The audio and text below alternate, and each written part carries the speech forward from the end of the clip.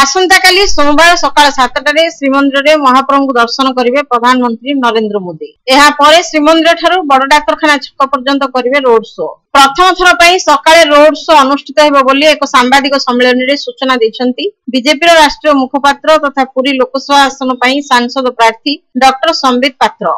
गणमाध्यम को संबोधित करी डॉक्टर पात्र प्रकाश करथिले जे सोमवार सकाळ 7टारे प्रधानमंत्री हेलीपैड रे पहुंचीबे और 7:10 रु 7:50 पर्यंत श्रीमंदिर रे दर्शन करिवे। एहा परे 8टा रु 9टा पर्यंत मरचिकोट छकरू मेडिकल छक पर्यंत रोड शो करिवे। प्रधानमंत्री श्री मोदी रथयात्रा दिन प्रचारक होई बाहरी थिले एवं जगन्नाथ को दर्शन करी तांकर आशीर्वाद नहीं प्रधानमंत्री होइथिले। तेने एथर पुणी आशीर्वाद नहीं प्रधानमंत्री हेबे। डॉक्टर पात्र ओडिसा रे 25 वर्ष धरी चलीथिबा बीजेडी शासनर पतन हेबो। 4टी निर्वाचन फलाफल को देखिले ओडिसा रे एथर बीजेपी सफल हेबो बोली प्रकाश करथिले। डॉक्टर पात्र कहिथिले जे रत्न भंडार रो चाबी हजिजिबा अनेक विवादीय स्थिति सृष्टि करिछि। जगन्नाथ संस्कृति और अस्मितार रक्षा करिबा बीजेपी रो दायित्व। ए सांबादिक सम्मेलन में बीजेपी वरिष्ठ नेता तथा केंद्र जंगल परिवेश और श्रम मंत्री भूपिंदर यादव, राज्य मुखपात्र दिलीप महांती और शंकर परिड़ा प्रमुख उपस्थित थिले।